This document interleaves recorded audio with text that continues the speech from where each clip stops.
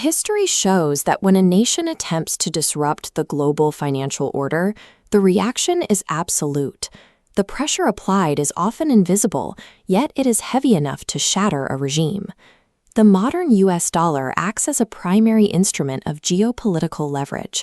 It is a tool used to enforce sanctions, dictate trade terms, and maintain a state of constant influence over sovereign borders.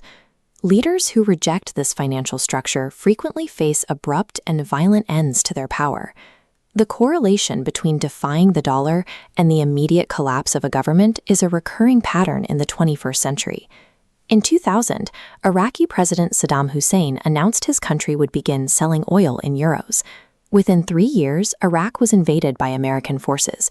The regime was toppled, and Hussein was executed. Libya's Muammar Gaddafi posed a similar challenge when he advocated for a Pan-African gold currency. His goal was to settle the continent's resource trade outside of the American financial system. Following this move, NATO intervened by supporting militant groups within the country. The resulting conflict led to the total collapse of the Libyan state and Gaddafi's death in 2011. These events highlight a mechanism of control that goes beyond simple economics. We are looking at a system that grants a piece of paper the power to determine the survival of a nation. This global system relies on a set of rules that punishes those who attempt to bypass them. It is a framework designed to ensure that escaping the influence of the dollar carries a price most leaders cannot pay. This level of dominance is a modern development. Before World War I, the United States lacked a central bank, and the dollar held almost no status in international trade. World War II changed that trajectory. While Europe and Asia were left decimated, the United States emerged with 50% of the world's industrial production, positioning it as the sole global creditor. In 1944, delegates from 44 nations met at the Bretton Woods Conference. To rebuild global trade, they agreed to peg their currencies to the US dollar, effectively making it the world's primary reserve currency. To gain the world's trust, the US guaranteed that every dollar was backed by physical gold. Foreign governments were promised they could exchange $35 for 1 ounce of gold at any time. By the 1960s, heavy spending on the Vietnam War and global military expansion forced the U.S. to print more currency than it had gold to support. The number of dollars in circulation began to far exceed the physical reserves held in American vaults. In August 1971, President Richard Nixon abruptly ended the dollar's convertibility to gold. This move saved America's dwindling gold reserves, but left the world holding a currency that was no longer anchored to a physical asset. The gold was gone, but the global system was already dependent on the dollar.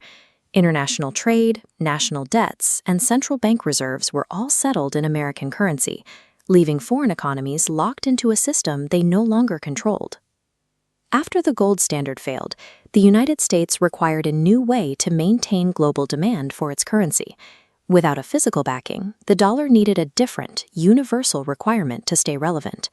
In 1974, the U.S. formed a strategic alliance with Saudi Arabia.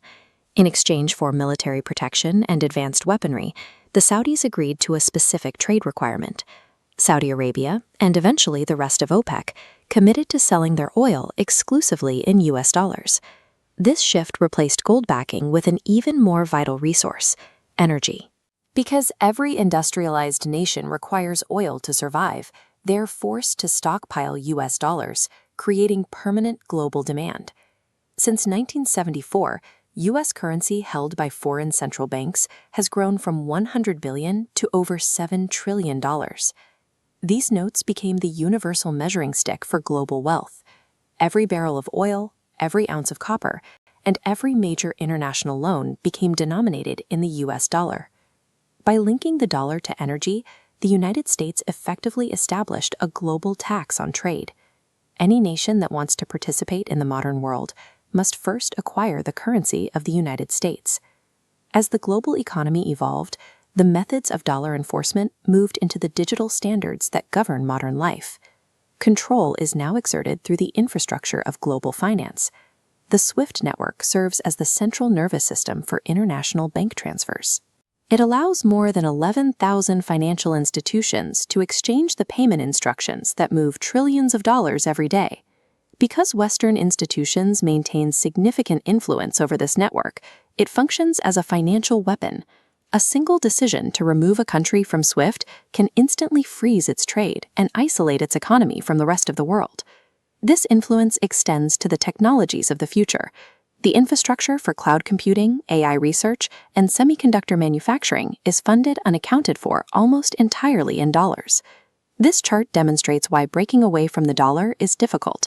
Despite efforts from the BRICS nations to diversify, 88% of all foreign exchange transactions still involve the US dollar.